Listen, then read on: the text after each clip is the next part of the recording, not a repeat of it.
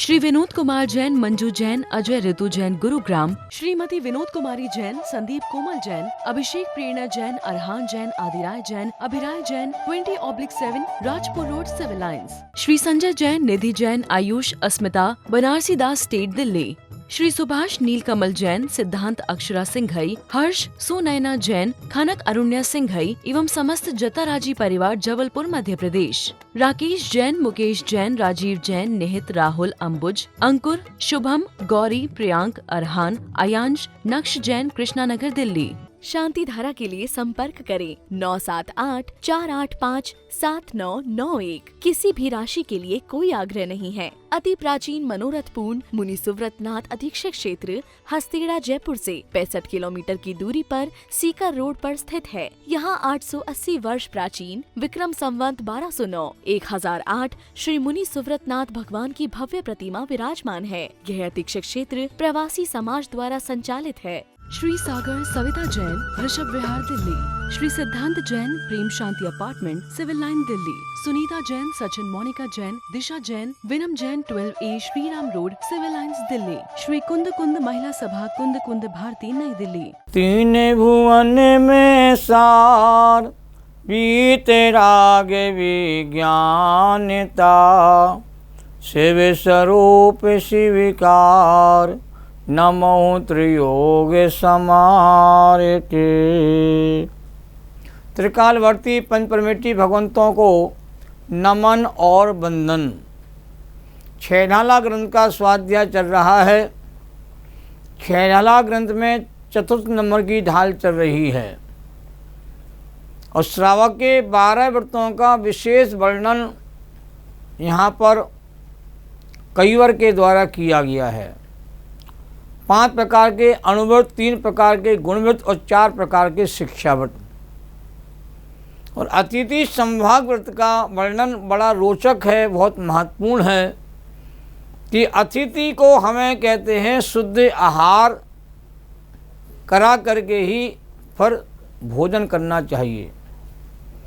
और हमारे जिन शासन में सच्ची अतिथि मुनिराज को माना गया है।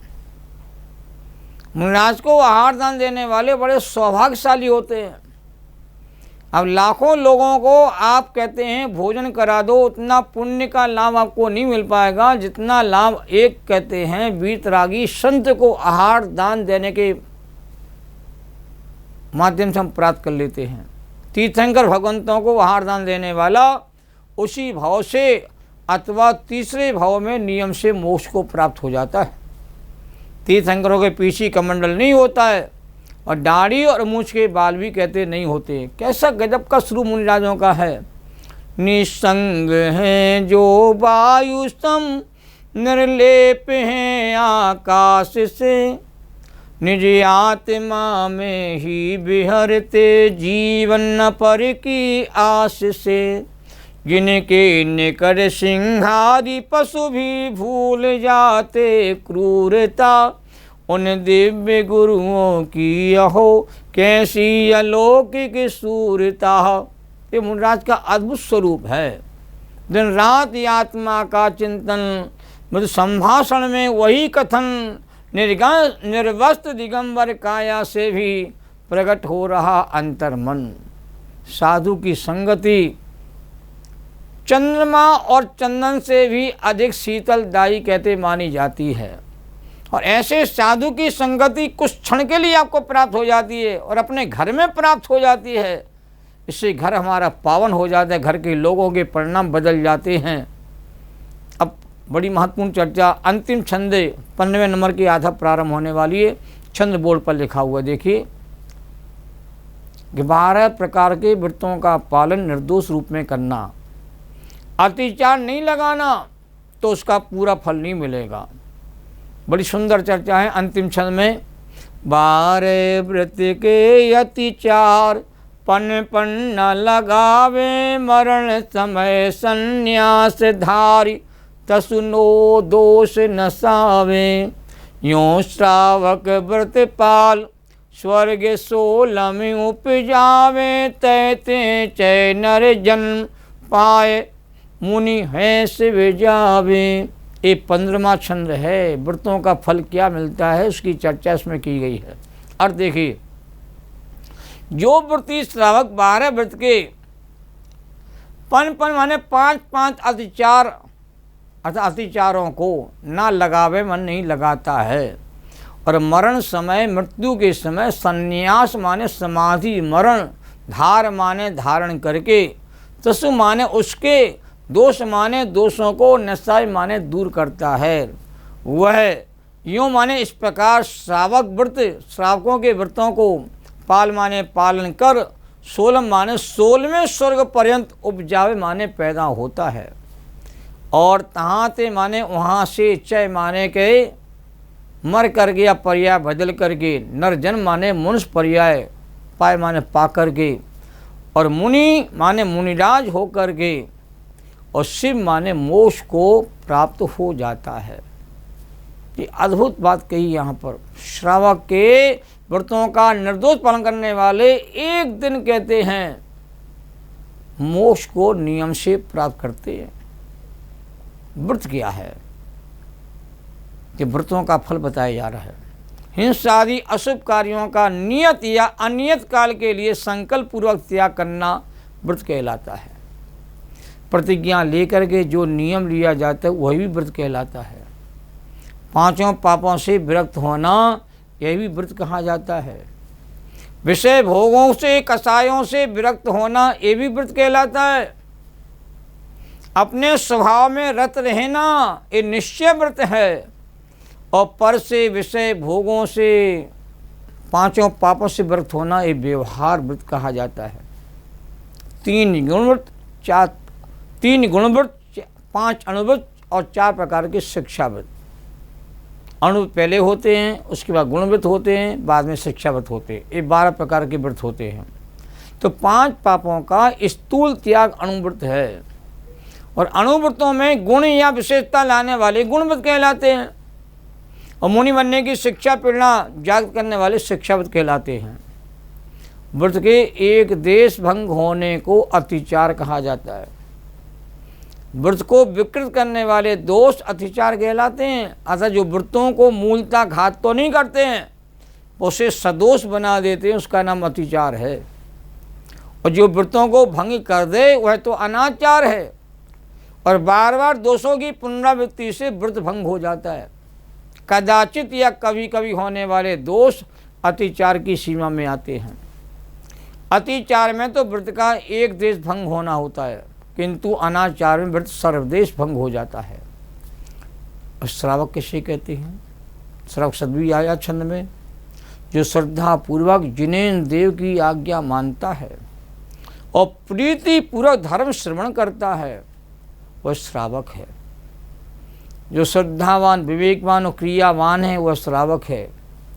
जो पंच परमेष्टि का भक्त है, श्रावक के 6 आवश्यक कर्तव्यों का पालन करता है और भेद विज्ञान रूपी ज्ञानामृत का रसपान करता है, और व्रतों के धारण करने की भावना जो अपने चित्त में रखता है उसको ही जैन श्रावक कहा जाता है।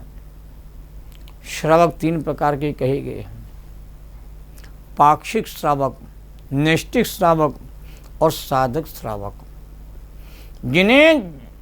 जिन धर्म के प्रति अगाध आस्था है, अष्टमूल गुणों का पालन करते हैं, रात्रि भोजन के त्यागी होते हैं, छना हुआ जल पीते हैं, जिन्हें देव का नित्य प्रति दर्शन करते हैं, जो अभ्यास रूप से श्रावक धर्म का पालन करते हैं वो सब पाक्षिक श्रावक कहलाते हैं। और जो निरतिचार पूर्वक श्रावक धर्म का पालन करते हैं और नैष्ठिक श्रावक हैं, जिनकी श्रावक धर्म में निष्ठा है, पूर्ण निष्ठा है, वो नैष्ठिक श्रावक है। जो श्रावक धर्म को पूर्ण करके आत्म ध्यान में तत्पर हो करके समाधि मरण धारण कर देह परिवर्तन करते हैं उन्हें साधक श्रावक कहते हैं। नैष्ठिक श्रावक के 11 पद कहे गए हैं। 11 प्रतिमाएँ होती हैं। 11 प्रतिमाओं का पालन करते हैं। दर्शन प्रतिमा है, वृत्तिक प्रतिमा है, सामयिक प्रतिमा है, पुरुषत्व उपवास प्रतिमा है, सचित व्रत प्रतिमा है, रात्रि भुक्ति त्याग प्रतिमा है, अब्रह्म व्रत ब्रह्मचर्य प्रतिमा है, आरंभ व्रत प्रतिमा है, परिग्रह व्रत प्रतिमा होती है, अनुमति व्रत प्रतिमा होती है और अंतिम होती है उद्दिष्टि व्रत प्रतिमा। प्रतिमा का मतलब मूर्ति को लेके चलना नहीं होता, मूर्ति का संग्रह करना नहीं होता। प्रतिमा का स्वरूप इस प्रकार कहा हमारे ग्रंथों में कि संयम अंश जगो जहाँ और भोग अरुचि परिणाम और उदय प्रतिज्ञा को भयो प्रतिमाता को नाम। जहाँ संयम का अंश प्रकट हो जाता है, भोगों से अरुचि हो जाती है और जहाँ प्रतिज्ञाबद्ध होकर के जीवन जीना प्रारंभ हो जाता है, उसको ही प्रतिमा का स्वरूप हमारे चाणक्य ग्रंथों में कहते कहा गया है। श्रावक को मरण के समय प्रीतिपूर्वक संन्यास, समाधि मरण या संलेखना धारण करना चाहिए। संलेखना समाधि मरण एक ही चीज़ है, नाम अलग अलग हैं। सम्यक प्रकार से शरीर और कसायों के कृश करने को संलेखना कहते हैं। आदि व्याधि उपाधि से चित्त हटा करके समता भाव में रह करके शांत भाव के साथ देह का परिवर्तन हो जाना, देह का छूट जाना, ये समाधि मरण है। सबसे संबंध छोड़ करके अपने आत्मा परमात्मा से संबंध जोड़ना संन्यास कहलाता है। और संलेखना पूरक मरण का नाम ही कहते समाधि मरण कहते कहा है। और जब तक समाधि मरण नहीं होता, समाधि की भावना भाई जाती है कि दिन रात मेरे स्वामी में भावना ये भाऊं, देहांत के समय में तुमको न भूल जाऊं। शत्रु अगर है कोई संतुष्टि उनको कर दूं, क्षमता का भाव धर कर सबसे क्षमा कराऊं। त्यागूं आहार पानी और सद्विचारे अवसर, ते नियम न कोई दृढ़ता हृदय में लाऊं। इस समाधि भावना है। और समाधि भावना भाते भाते ही समाधि मरण कहते जीव का हो जाता है। संलेखना कब धारण करना चाहिए? जब कोई ऐसा उपसर्ग आ जावे, बचना संभव ना हो, तो समाधि मरण धारण करना चाहिए। दुर्भिक्ष आ जावे तो समाधि मरण धारण करना चाहिए। रोग भयंकर हो जाए जिसका कोई उपचार ना दिखाई दे तो समाधि मरण धारण किया जाता है। वृद्ध अवस्था आ जावे तो धर्म की रक्षा के लिए शरीर का उत्सर्ग त्याग किया जाता है। इसी का नाम संलेखना है। और संलेखना लेने वाले आत्मघाती नहीं है। क्रोध आदि कसायों के आवेश में आकर के जो विष आदि के द्वारा अपने प्राणों का घात करते हैं, उनको ही कहते आत्मघाती कहा जाता है। धर्म नाश के कारण उपस्थित होने पर शरीर की परवाह ना करने वाला वह आत्मघाती नहीं है। शरीर धर्म का बहिरंग साधन है, इसलिए शरीर की रक्षा करना जरूरी है, किंतु धर्म खो करके शरीर को बचाना उचित नहीं है। जैनागम में मरण के 17 प्रकार के भेद कहे हैं भगवती आराधना ग्रंथ में आचार्य शिव कोटि महाराज ने। और 5 प्रकार के भेदों की चर्चा वहाँ पर विशेष रूप से कही है कि पंडित पंडित मरण, पंडित मरण, बाल पंडित मरण, बाल मरण और बाल बाल मरण। और पंडित पंडित मरण जो है वो केवली भगवान का होता है। और पंडित जो मरण होता है वो दिगंबर वीतरागी निर्गन साधुओं का होता है, जो समाधि मरण के साथ अपनी जीवन यात्रा को पूर्ण करते हैं। और बाल पंडित मरण जो है पंचम कृष्णानुभर्ती व्रती श्रावक श्राविकाओं का होता है। और सम्य द्वितीय जीव का बाल मरण होता है, क्यों समाधि नहीं ली गई। समाधि भावना तो भाई गई है, बस समाधि विधि नहीं ली गई, इसलिए बाल मरण की संज्ञा दी है। और बार बार कहते जान मरना और जीना, ये बाल मरण की संज्ञा दी जाती है। बड़ा सुंदर विवेचन है। भगवती आराधना को पढ़ेंगे तो मरण के 17 भेदों का विशेष ज्ञान हमको हो जाएगा। तो संलेखना के 5 प्रकार के अतिचार भी हैं। जीविता संसार कि संलेखना धारण करने के बाद जीने की इच्छा पैदा हो जावे, ये अतिचार है। लाखों वर्षों तक जो मृत्यु आधी आ जावे, ये भावना होना चाहिए। क्योंकि आदि व्याधि उपाधि से रहित समाधि होती है। समाधि में शांति का अनुभव होता है, निराकुलता का अनुभव होता है। शांत भावों के साथ वह जीव अपने आत्मा में ठहर करके वह देह का परिवर्तन कर देता है। मरना संसार वेदना से व्याकुल होकर के और शीघ्र मरने की इच्छा होना, कि तकलीफ सही नहीं जा रही है, मर जाता है तो अच्छा होता है। ये जो भाव है ये भी अतिचार है।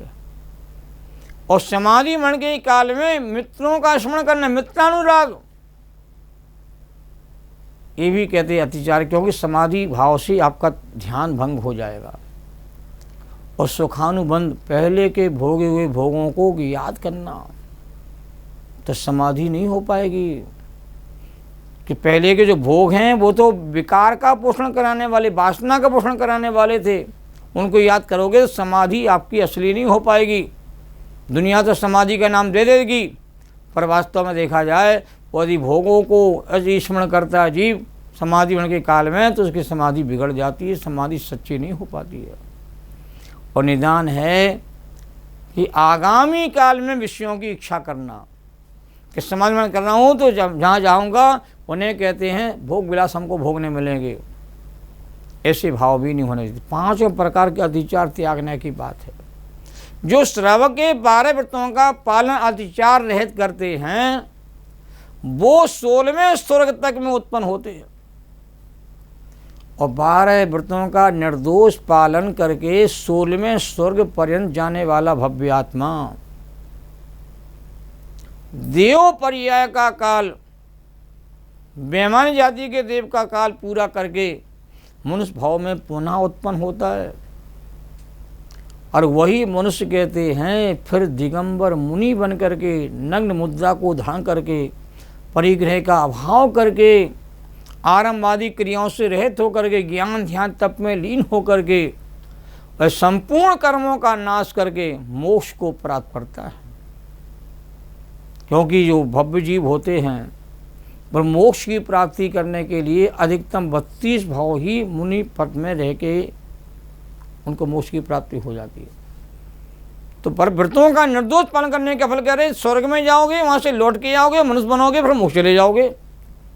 तो 1-2 भाव में ही कल्याण हो जाता है। निर्दोष व्रतों के पालन करने का फल ये है। और अनुक्रम से कहते परंपरा से मोक्ष की प्राप्ति होती है। तो सभी व्रतों को हम धारण करें, व्रतों के प्रति आस्था रखें, व्रतों के धारण करने की भावना जगाएं, संयम वाला जीवन जीने के भाव जगाएं, संयमी बनने का हम प्रयास करें और हम मोक्ष मार्गी बन करके मोक्षगामी बने, ये भावना हमारे तुम्हारे सबके मन में होना चाहिए। और जीवन का जो अंतिम समय आ जाता है ना, उस समय हम सबको समाधि मरण की ओर प्रस्थान करना चाहिए। मैंने बहुत लोगों को देखा है जब अंतिम समय आता, बीमारी आदि घेर लेती है ना, तो लोग कहते हैं उन्हें अस्पताल में भर्ती करा देते हैं। वेंटिलेटर पड़ा हुआ प्राणी कहते हैं वह दुखी होता हुआ अपने प्राणों को छोड़ देता है, उसकी सद्गति नहीं होती है। आप घर में रह कर के ही थोड़े कष्टों को सहन करते हुए और यहाँ नमोकार मंत्र का ध्यान करते हुए, वैराग भावना भाते हुए, समाधि मन का पाठ सुनते हुए, आत्मा परमात्मा के स्वरूप का विचार करते हुए समाधि भावना को भा करके ही सामान्य जीवों को भी कहते हैं समाधि भावना के साथ ही मरण करना चाहिए। सहजानंदे शोध स्वरूपी अविनाशी मैं आत्मस्वरूप, ज्ञानानंदे पूर्ण निराकुल सदा प्रकाशित चेतन रूप। द्वासांग जिनवाणी माता को नमन और बंदन।